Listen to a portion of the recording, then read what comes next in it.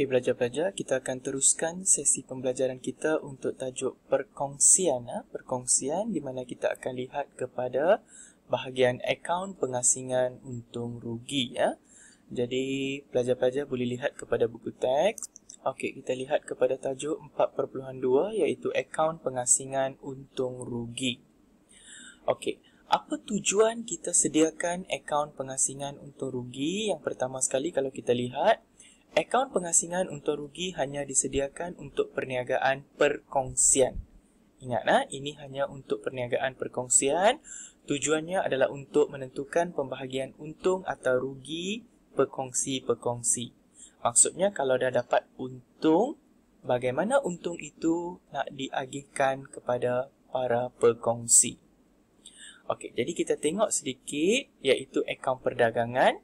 Di mana akaun perdagangan ini kita telah belajar di tingkatan 4. Iaitu pelajar-pelajar faham dia punya matlamat ataupun dia punya objektifnya adalah untuk menentukan untung atau rugi kasar. Manakala akaun untung rugi. Okey, daripada akaun perdagangan kita belajar akaun untung rugi di mana melalui akaun untung rugi kita akan dapat menentukan untung atau rugi bersih. Jadi, bahagian ini adalah untuk perniagaan milikkan tunggal yang kita dah belajar dalam tingkatan 4. So, kita sambung lagi dengan perniagaan perkongsian iaitu kita akan buat lagi akaun pengasingan untung rugi iaitu untuk menentukan bahagian untung atau rugi untuk pekongsi. Beza dia, kalau pelajar-pelajar lihat, untuk perniagaan milikkan tunggal kita hanya hitung sampai untung atau rugi bersih. Tetapi untuk perniagaan perkongsian kita ada lagi satu bahagian iaitu akaun pengasingan untung rugi yang tujuannya adalah untuk membahagikan untung atau rugi untuk para pekongsi. Jadi kita lihat kepada format. Okey, format akaun pengasingan untung rugi iaitu kita ada dalam bentuk T. Okey, mula-mula sekali kita letakkan nama perkongsian iaitu nama perniagaan kita. Okey, seterusnya kita letakkan di sini akaun pengasingan untung rugi bagi tahun berakhir, tarikh dia. Okey. So, kita debitkan faedah atas modal, gaji, bonus, allowance. Okey, kalau ada sebelum ini ada baki daripada akaun semasa, so kita pindahkan baki akaun semasa pekongsi A dan pekongsi B. Okey, kita kreditkan untung bersih. Untung bersih ini kita ambil daripada nilai yang kita hitung dalam akaun untung rugi dan kita kreditkan faedah atas ambilan. Okey. Jadi kita tengok di sini ya. Kita tengok di sini dalam bentuk penyata. Okey. Untuk format penyata kita ada nama perkongsian, akaun pengasingan untung rugi bagi tahun berakhir sama juga. Okey, kita mulakan dengan untung bersih tambah dengan faedah atas ambilan. Kita hitungkan jumlah dia. Okey, tolak dengan faedah atas modal, gaji, bonus atau allowance. Okay, kita akan dapat jumlah nilai ini dan jumlah nilai ini kita akan agihkan kepada pekongsi A dan pekongsi B. Dia bergantung kepada berapa ramai pekongsi dia. Okey, jadi nilai ini yang kita akan agihkan kepada para pekongsi. Jadi untuk kita sediakan akaun pengasingan untung rugi ini, kita memerlukan beberapa pengiraan.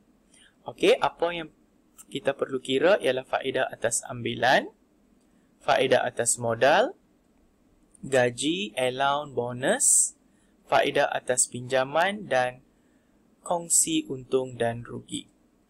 Okey.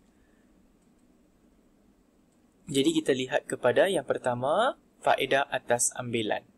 Okey, rumus bagi menghitung faedah atas ambilan adalah seperti berikut, iaitu kita lihat kepada nilai jumlah ambilan darab dengan kadar faedah dan darab dengan tempoh. Kita lihat kepada yang pertama, Puan Marina merupakan perkongsi dalam perkongsian Marina dan Rani. Perkongsian telah menetapkan faedah atas ambilan sebanyak 5%. Berikut ialah ambilan yang telah dibuat oleh Puan Marina sepanjang tempoh perakaunan. Okey, iaitu Puan Marina yang pertama sekali buat ambilan pada 1 April 2017. Yang kedua pada 1 Julai 2017. Dan yang ketiga 1 Oktober 2017. Jadi kita kena hitungkan faedah atas ambilan. Okey. 1 April iaitu 1,200 darab dengan 5% dan darab dengan 9/12. Sebab dia melibatkan 9 bulan. Dapat jumlahnya 45. Yang kedua ialah 1 Julai iaitu 2,400 kali dengan 5% dan kali dengan 6/12. Sebab dia hanya mengambil kira 6 bulan sahaja. Nilainya 60. Okay. 1 Oktober 960 kali dengan 5% kali dengan 3/12, 12. Jadi jumlah faedah atas ambilan ialah 117. Okay, yang kedua ialah faedah atas modal. Okey, formulanya ialah modal darab dengan kadar faedah darab dengan tempoh. Okay, kita lihat kepada contoh di sini. Pada 1 Januari 2017, akaun modal, mailing dan Razak mempunyai baki-baki berikut. Okay, mailing telah menyumbangkan modal sebanyak 30,000, manakala Razak sebanyak 50,000. Okay. Pada 1 Julai 2017, Razak telah membawa masuk tunai berjumlah 10,000 sebagai modal tambahan. Okay. Pekongsi akan dibayar faedah atas modal pada kadar 5% setahun. Tahun kewangan berakhir pada 31 Disember setiap tahun. Jadi, bagaimana kita nak menghitung faedah atas modal? Untuk mailing sekali saja, iaitu 30,000 kali dengan 5%, kali dengan 12/12 sebab cukup satu tempoh. Jadi nilainya adalah 1,500. Manakala untuk Razak, kita perlu membuat pengiraan 2 kali. Iaitu modal yang pertama 50,000 kali dengan 5% kali dengan 12/12 sebab cukup 1 tahun.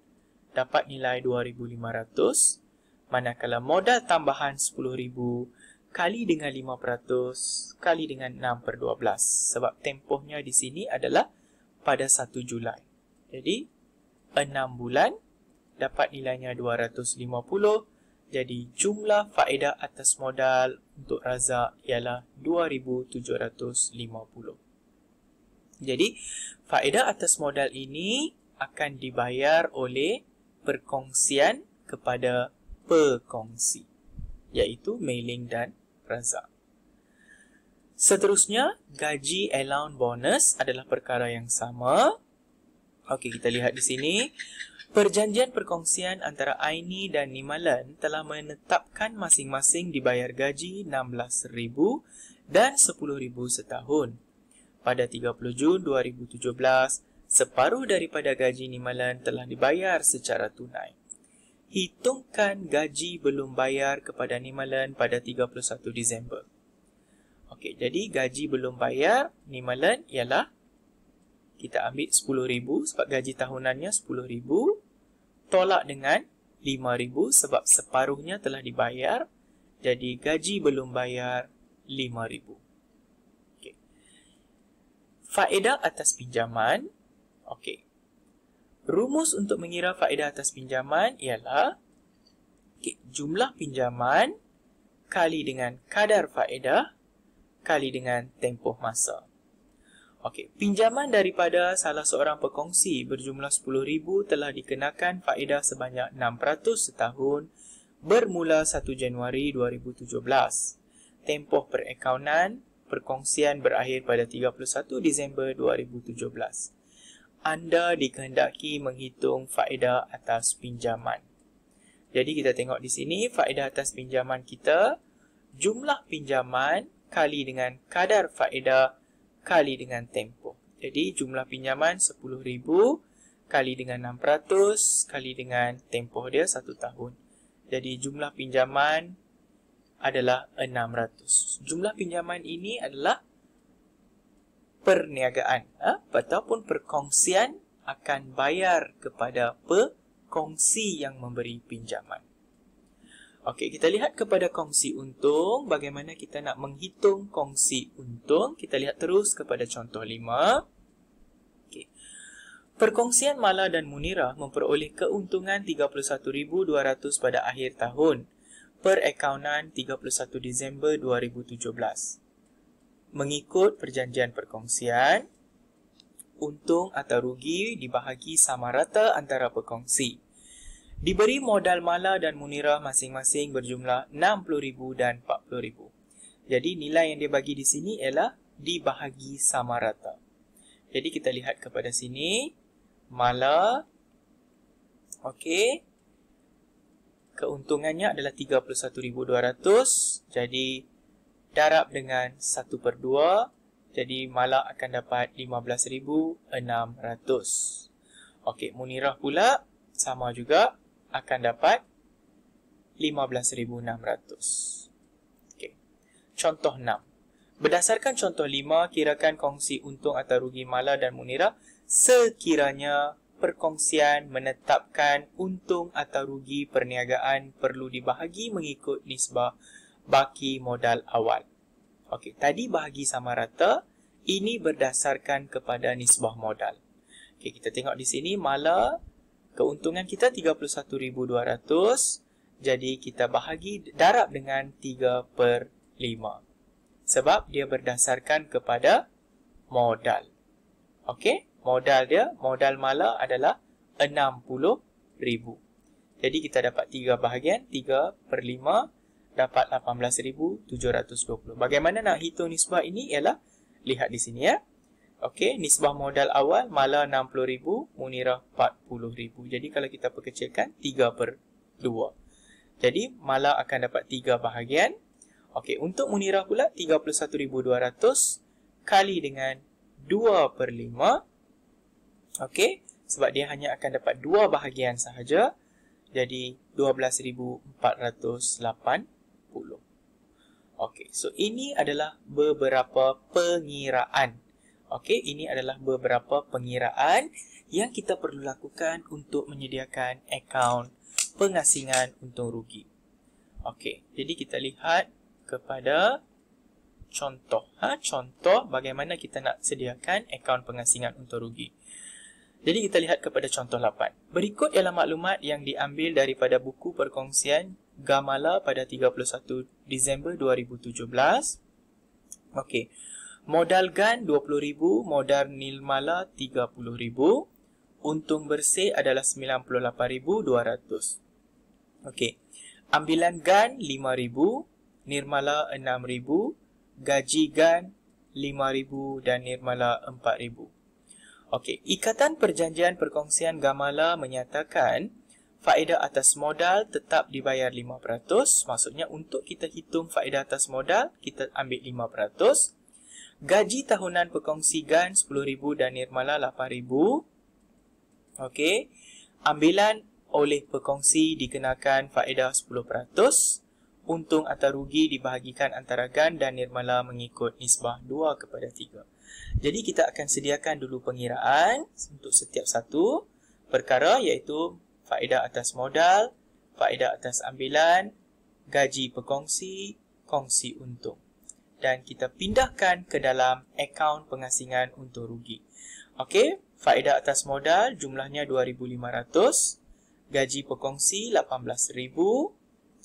Jadi lepas tu kita ambil untung bersih 98,200, faedah atas ambilan 1,100. Jadi kita ambil untung bersih tambah dengan faedah atas ambilan, tolak dengan faedah atas modal, gaji pekongsi.